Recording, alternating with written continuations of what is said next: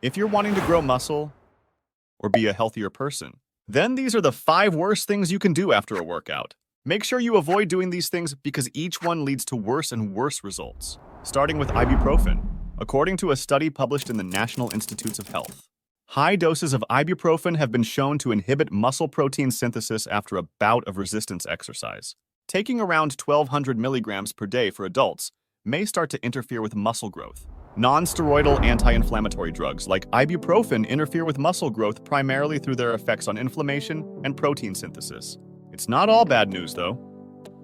Research indicates that lower doses of ibuprofen may not significantly impact muscle growth, as they don't interfere much with the inflammation process. However, it's the higher doses, particularly in older adults over 50, where things get tricky. At these levels, ibuprofen can disrupt the body's natural inflammatory response, which is essential for muscle repair and growth. So, while a little pain relief may be okay, it's best to tread carefully with those higher doses and let your body handle inflammation the way nature intended. Now, moving on to ice baths and extreme cold showers. Does it affect muscle growth and health? According to the National Library of Medicine, cold water immersion attenuated long-term gains in muscle mass and strength. It also blunted the activation of key proteins and satellite cells. In other words, yes, the cold water can slow down your gains if you're timing it wrong. According to this study, exposing muscles to cold temperatures can limit the activation of key signaling pathways responsible for muscle protein synthesis. So how do you time it right?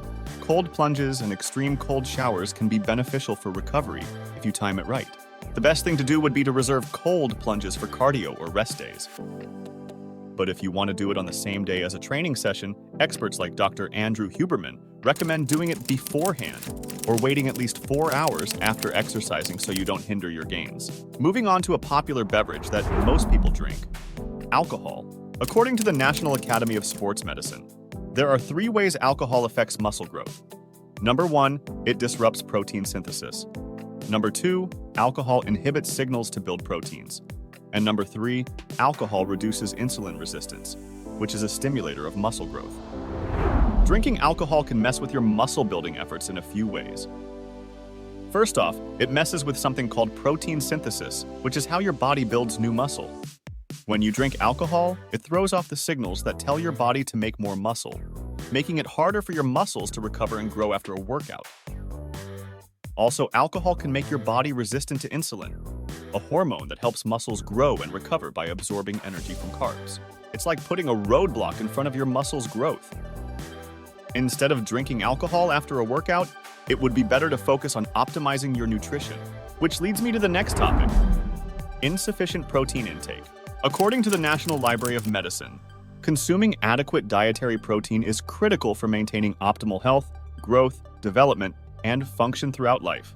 If a person isn't getting enough protein, their body might start to eat its muscle to get the amino acids it needs for important functions like protecting vital tissues within the body.